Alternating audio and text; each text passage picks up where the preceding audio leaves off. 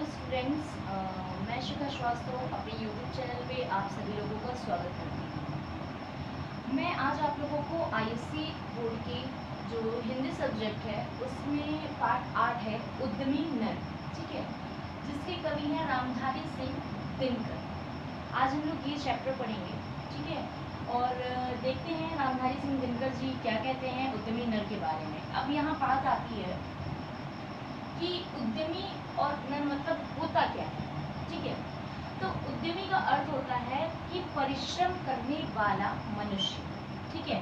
अब उद्यमी नर का अगर हम इसका अर्थ देखेंगे तो इसका अर्थ होता है परिश्रम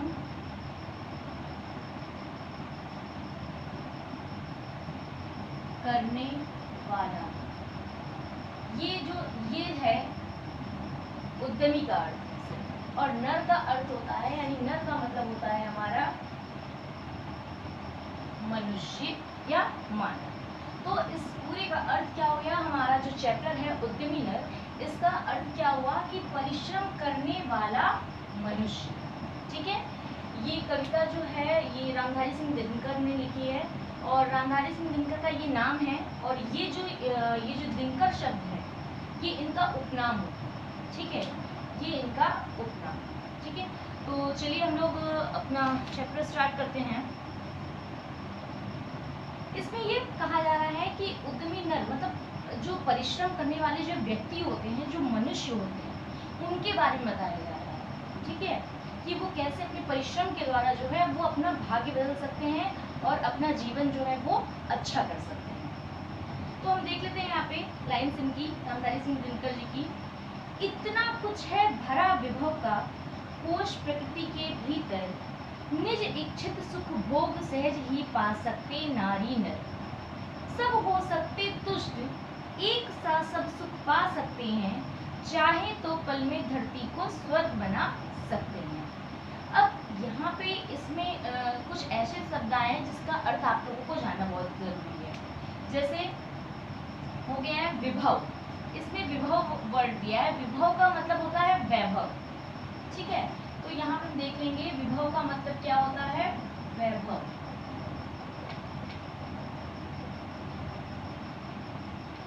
ठीक है, वैभव हो गया। अब यहाँ पे एक शब्द आया है तुष्ट, तुष्ट शब्द आया है, देखिएगा ये ध्यान से, ये शब्द आया है तुष्ट। तुष्ट का अर्थ होता है हमारा संतुष्ट, संतुष्ट। संतुष्ट मतलब जैसे अगर हमें किसी चीज की चाह है, ठीक है, अगर वो हमें मिल जाती है तो हम संतुष्ट हो जाते हैं कि, तो इसका अर्थ होता है संतुष्ट का ये अर्थ होता है। फिर एक यहाँ पे शब्द आया है आवरण। आवरण का मतलब क्या होता है, आवरण का मतलब होता है पर्दा। एक तरह से किसी चीज को पूरी चारों ओर से अगर कोई किसी चीज से घिरा हुआ है तो वो एक आवरण होता है, ठीक है। तो उसको हम पर्दा से भी इसको कनेक्ट कर सकते हैं, आवरण को एक तरह से, ठीक है। फिर अब यहाँ पे एक शब्द आया है संघर्षों। संघर्षों मतलब होता है कड़ी मेहनत।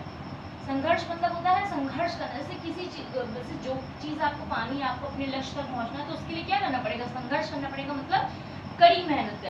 होगा कोश प्रकृति के भीतर, निज इच्छित सुख भोग सहज ही पा सकते नारी।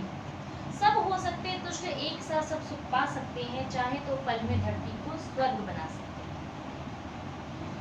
छिपा दिए सब तत्व आवरण के नीचे, संघर्षों से खोज निकाला उन्हें उद्यमी नर ने। ब्रह्मा से कुछ लिखा नहीं, भाग्य में मनुष्य लाया है, अपना सुख उसे अपने भुजबल से ही पाया है। अब यहाँ पे इसका अर्थ ये हो रहा है कि इतना कुछ है भरा विभव का कोश प्रकृति के भीतर, मतलब पृथ्वी के अंदर जो है वो बहुत सारी चीजें भरी हुई हैं। मतलब ईश्वर ने हमें बहुत सारी चीजें इस धरती के नीचे जो है वो छिपाकर दी हुई है। निज इच्छित सुख भोग सहज ही पा सकते हैं। अगर मनुष्य अपनी इच्छा से चाहे तो क्या है कि इस सारी वस्तुओं का उपभोग जो है वो सारे मनुष्य एक समान कर सकते हैं। मतलब अगर मनुष्य चाहे तो जो भी ईश्वर ने हमें इस धरती पर दिया है उसका हम सुख प्राप्त कर सकते हैं। सब हो सकते हैं तुष्ट, एक साथ सब सुख पा सकते हैं। तुष्ट मतलब मैंने बताया है संतुष्ट होता है, तो मतलब सब हो सकते हैं तुष्ट, सब एक समान संतुष्ट हो सकते हैं। जैसे मान लीजिए अगर आपके पास आपको कोई चीज़ बहुत दिन से है कि मुझे लेनी है, ठीक है, और आपने वो खरीद ली, वो आपको मिल गई, ठीक है, तो आपको एक क्या मिलती है, संतुष्टि मिलती है, संतुष्ट हो जाते हो आप कि हाँ मुझे ये चीज़ तो मिल गई, ठीक है। तो वही है कि मनुष्य अगर चाहे तो अपनी मेहनत से जो है भगवान ने जो भी हमें दिया है इस धरती पर, उसको जो है एक समान जो है सब लोग उपभोग कर सकते हैं और सब संतुष्ट होते हैं और सब संतुष्ट हो सकते हैं और इस धरती पर सभी खुश हो सकते हैं, सब एक जैसा सुख प्राप्त कर सकते हैं। इसमें फिर अमीर गरीब वाला कोई सिस्टम नहीं रहेगा। और अगर मनुष्य चाहे तो वही इस धरती को पल में यानी कुछ ही क्षणों में जो है अपनी मेहनत से इस धरती को स्वर्ग बना सकता है। छिपा दिए सब तत्व आवरण के नीचे ईश्वर ने। अब ईश्वर ने क्या किया कि जितने भी उन्होंने हमें सारी चीजें दी हैं वो सब इस धरती के नीचे, मतलब आवरण के नीचे, मतलब धरती की जो परत है उसको आवरण बोला गया। वो एक पर्दा वो एक पर्दे की तरह से है जिसके नीचे भगवान ने कुछ छुपा दिया है। अब हमें क्या करना है कि उसको खोजना है और अपनी मेहनत से खोजना है और उसको वहां से निकालना है। संघर्षों से खोज निकाला उन्हें उद्यमी नर ने। अब जो भी चीज़ें जैसे लोहा और ये आखिर कोयला, आखिर ये सब कहाँ से आया है, कहीं ना कहीं है। हम लोग जैसे कोयला है जमीन के नीचे मिलता है, पेट्रोल है जमीन के नीचे से मिलता है, तो ये सारी चीज़ें ऐसी होती हैं जो दी भगवान ने सब हैं, सब इस धरती के अंदर छिपा है, बस हमें उसे खोजना है और अपनी मेहनत से लगन से हमें उसे खोज के निकालना है। ब्रह्मा से कुछ लिखा भाग्य में मनुज नहीं लाया है, अपना सुख उसने अपने भुजबल से ही पाया है। अब यहाँ पे कवि ये कह रहे हैं कि मनुष्य ऊपर यानी ब्रह्मा से, ऐसा कहा जाता है, ऐसे लोग कहते हैं कि ब्रह्मा जी जो कि भगवान है वो हमारे भाग्य लिखते हैं, उन्होंने हमारा भाग्य लिखा है, हर मनुष्य का अपना अपना भाग्य लिखा है और जिसके भाग्य में जो जीतता है उसे वो मिलेगा, ऐसा कुछ नहीं है। मनुष्य जो है भाग्य जैसी चीज़ को जो मानते हैं जो मनुष्य, वो बहुत गलत होता है। ऐसा कुछ भी नहीं कहीं लिखा है कि भाग्य जैसी चीज़ कुछ होती है, ठीक है। तो ऐसा रामधारी सिंह दिनकर जी का मानना है कि भाग्य कुछ नहीं होता है, बस मनुष्य का कठिन परिश्रम ही उसका भाग्य होता है, उसका साथ होता है। अगर मनुष्य के पास भाग्य नहीं है, लेकिन उसका कठिन परिश्रम है, तो वो सारे सुख सुविधाओं को प्राप्त कर सकता है।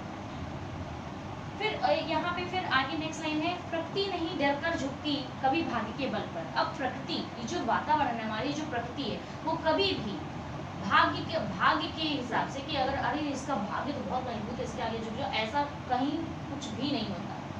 प्रकृति जो होती है वो भाग्यवादी मनुष्य के आगे और भाग्य के आगे कभी भी डरकर झुकती नहीं है। प्रकृति किससे झुकती है? प्रकृति किससे झुकती है? प्रकृति झुकती है उद्यमी नर से, मतलब जो मनुष्य अपनी मेहनत से, अपनी लगन से जो भी है, जो भी अपनी जीवन आपूर्ति के लिए जो भी वो मेहनत कर रहा है, उस मनुष्य के आगे जो है वो प्रकृति झुकती है। सदा हारती वह मनुष्य के उद्यम से, श्रमजल से। अब कौन हारती है? प्रकृति हारती है। किससे हारती है? उद्यमी नर के आगे यानी परिश्रमी मनुष्य के आगे प्रकृति हार जाती है और उसके श्रमजल यानी उसके पसीने के भी आगे वो प्रकृति हार जाती है। ब्रह्मा का अभिलेख पढ़ा करते निरुद्यमी प्राणी। उद्यमी प्राणी मतलब होता है परिश्रम करने वाला मनुष्य, निरुद्यमी प्राणी मतलब होता है कि परिश्रम ना करने वाला मनुष्य। अब जो परिश्रम नहीं करना चाहता है, तो जैसे जो आलसी है, जो परिश्रम करना ही नहीं चाहते, वो चाहते बैठे बैठे उन्हें सारी चीजें मिल जाएं, तो उनको निरुद्यमी प्राणी बोला गया है। यानी जो बिना काम के, बिना परिश्रम के, बिना मेहनत के जो है वो चाहते हैं कि उन्हें सारी चीजें मिल जाएं। तो ऐसे जो मनुष्य होते हैं वो क्या करते हैं, वो भाग्य को मानते हैं। वो कहते हैं अरे अगर मेरे भाग्य में लिखा है तो खाना खुद ही मेरे पास चल के आएगा, अगर मेरे भाग्य में आज खाना नहीं लिखा है तो आज मैं भूख नहीं। ये उनका सेंस होता है कि वो ऐसे ही होते हैं, जिनको मेहनत नहीं करनी होती वो किसी न किसी पे अपना अच्छा बुरा सब कुछ दूसरों पे छोड़ देते हैं। धोते वीर कुंवक भाल का बहा भ्रुवों से पानी। अब वीर कुंवक मतलब यहाँ पे कुंवक भाल मतलब होता है बुरा लिखा हुआ। अब यहाँ पे क्या है, और भ्रुवों से पानी का मतलब होता है अधिक परिश्रम करके। अब मान लो कोई व्यक्ति है, ठीक है, अगर हम ऐसे मनुष्य की बात माने कि चलो किसी का भाग्य होता है, ठीक है, तो एक मनुष्य एक तरह के ये होते हैं कि जो भाग्य को मानते हैं और परिश्रम नहीं करते हैं, और अगर उनके जीवन में कुछ बुरा होता है तो वो ये दोष देते हैं कि ब्रह्मा जी ने हमारे भाग्य में ऐसा ही लिखा था, इसलिए मेरे साथ बुरा हुआ। ठीक, और दो तरह के मनुष्य, एक तरह से ये जो मैंने बताया, दूसरे तरह के मनुष्य ये होते हैं जो अगर उनकी ज़िंदगी में या उनकी लाइफ में कुछ भी बुरा हो रहा है या कोई बुरा समय आया है तो वो अपने कठिन परिश्रम से यानी वो अपने मेहनत से यानी वो उद्यमी नर बनकर जो है वो अपने जो जीवन का जो भी कष्ट आया है, जो भी बुरा समय आया है, उसको जो है वो अपने परिश्रम के द्वारा दूर कर देते हैं। भाग्यवाद आवरण पाप का और शस्त्र का शोषण। मतलब अब जो भाग्यवाद होता है, जो भाग्य को मानता है, वो एक तरह से पाप का आवरण होता है। ठीक है, अब जैसे क्या होता है कि मान लो जो जैसे चोर होता है वो कहता है मैं भैया मेरे भाग्य में यही लिखा था कि मैं चोर बनूं। अरे कहाँ लिखा, तुमने देखा तुम्हारे भाग्य में लिखा था? नहीं। वो चोर क्यों बना? भाई वो मेहनत नहीं करना चाहता है, अपनी मेहनत से अपने पैसे से वो कुछ नहीं करना चाहता है, इसीलिए वो क्या करता है, चोरी करता है। फिर जिसे दबा रखता एक जन से दूसरे जन पर। अब यहाँ शस्त्र शोषण की बात भी की गई है। शस्त्र शोषण में ये होता है कि मतलब अब जो शस्त्र मतलब जो हथियार होते हैं उससे क्या होता है, कोई अच्छा काम तो होता नहीं है। जो शस्त्र होता है उससे ये काम होता है कि एक मनुष्य दूसरे मनुष्य से जो है उसका जो है वो शोषण ही करता है, उसकी जो है उसको नुकसान ही पहुंचाता है।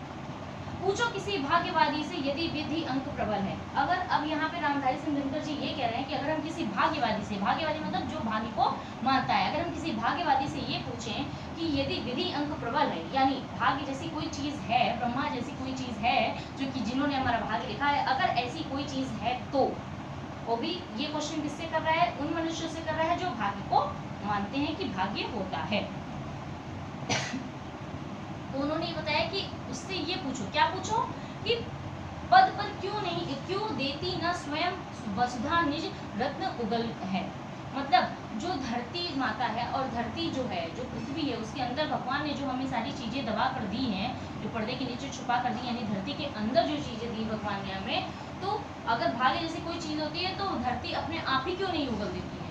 क्यों मनुष्य उसमें खुदाई करता है, फिर उसमें से सामान निकालता है, क्यों खुदाई होती है? क्यों हम धरती के अंदर उसमें मेहनत करते हैं, खोदते हैं? अगर भाग्य जैसी कोई चीज होती तो खुद ही पैदा हो जाती है अपने आप धरती से।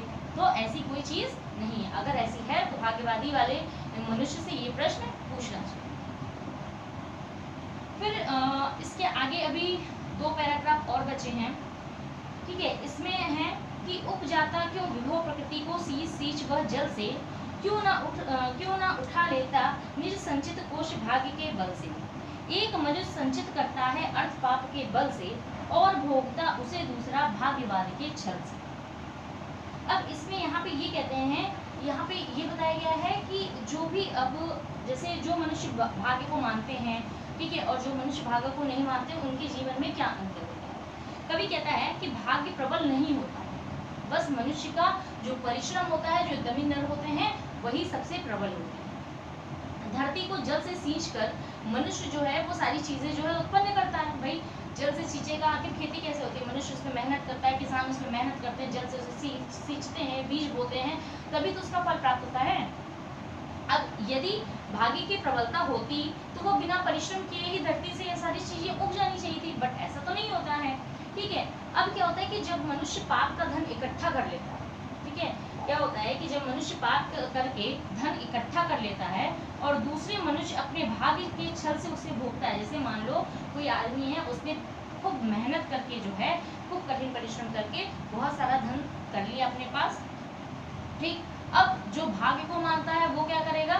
जैसे चोर हो रहे हैं, वो आए उसके घर में चोरी किए, ठीक, और उसका धन लेके चले गए। ठीक है, तो मतलब मेहनत किसी ने और की, उसने तो करी मेहनत की, लेकिन जो ले गया, जो परिश्रम नहीं करना चाहता था, जो सोचता था कि अरे बस किसी का धन ऐसे मिल जाए, हम ले लें, छीन लें, सामान मिल जाए, कीमती वस्तुएं मिल जाए, तो वो क्या करते हैं, वो उसका भोगते हैं। फिर जो चोरी करके ले गया, आखिर उस धन का वो यूज ही कर रहा है। ठीक, अर्थात दूसरे का कमाया हुआ धन अपरिश्रमी मनुष्य, अपरिश्रमी मतलब जो परिश्रम नहीं करते हैं, यह कहकर भोगता है कि उसके भाग्य में लिखा है तो उसको मिला है। तो ऐसा तो कुछ नहीं होता है, ऐसा सिर्फ कहने के लिए होता है। भाग्य से उसे कोई धन नहीं मिलता है। धन हमें सिर्फ अपनी मेहनत से, अपनी लगन से और अपनी ईमानदारी से ही मिलता है। अब यहाँ पे फिर एक आगे पैराग्राफ दिया हुआ है कि नर समाज का भाग्य एक है, वह श्रम है, वह भुजबल है। मतलब नर समाज का जो भाग्य होता है, यानी जो भी नर समाज है, जो मनुष्य का ये समुदाय है, जो सारे मनुष्य हैं, इनका जो है सिर्फ एक भाग्य होता है। वो भाग्य क्या होता है? श्रमजल, यानी उनका पसीना और क्या होता है, और भुजबल मतलब उसकी भुजाएं, मतलब भाई आखिर पसीना कब निकलेगा, जब आप कड़ी मेहनत करोगे। किससे करोगे, अपने हाथों से। जब आप कड़ी मेहनत करोगे तो पसीना मिलेगा। मतलब जो मनुष्य का परिश्रमी मनुष्य होता है, जो उद्यमी नर होता है, उसका जो है सिर्फ दो भाग्य होता है, एक उसका पसीना और एक उसका भुजबल यानी उसकी भुजाएं, जिससे वो काम करता है। जिसके सम्मुख झुकी हुई पृथ्वी विनीत नभतल है। मतलब अब जो परिश्रमी मनुष्य होता है, जो उद्यमी नर होता है, उसके आगे धरती भी झुकती है, आकाश भी झुकता है, और बहुत जो है उससे बहुत ही अच्छे, मतलब एक होता है उसके सम्मुख, मतलब होता है ना कि जब अगर आप सही हो और अगर आप मेहनत कर रहे हो, आपने बहुत मेहनत की है ज़िंदगी में, तो क्या होता है, पूरी प्रकृति जैसे लगता है कि सारा सुख आपके पास आता है, तो लगता है एक तरह से कि पूरी प्रकृति आपके सामने जो है वो सर झुकाए आपको